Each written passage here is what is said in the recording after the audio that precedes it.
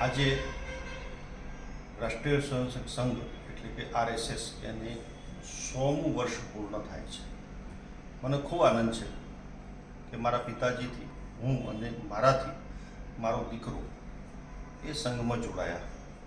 આજે 91 વર્ષની ઉંમરે પણ પિતાજી સ્વયંસેવક તરીકે સતત કામ કરે છે. મને પણ 50 વર્ષથી આ કામનો મોકો મળ્યો છે.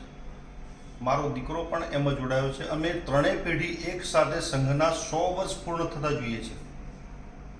સંઘે દેશમાં સમાજને નવી ચેતના આપવાનું કામ કર્યું છે અને સનાતન સમાજને એકેશ્વરવાદ જે છે એમાંથી એમની સામે એકતાથી ઊભો કરી અને આ સમાજના વિવિધતામાં એકતાનો મંત્ર જે હતો એને પરિપૂર્ણ કર્યો છે.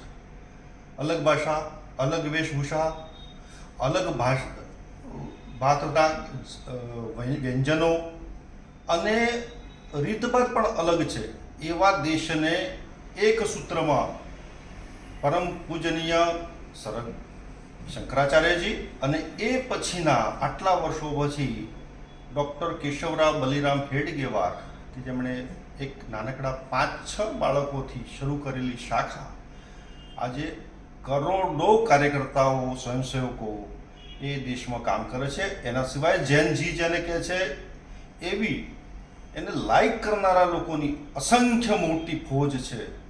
આજે સમાજનું એક સંગઠન છે રાષ્ટ્રીય સ્વયંસેવક સંઘ. એ કોઈ સેપરેટ સંગઠન ન હોવાના પછી એ માત્ર ને માત્ર સમાજનું સંગઠન છે. એ હિન્દુ સમાજનું સંગઠન છે.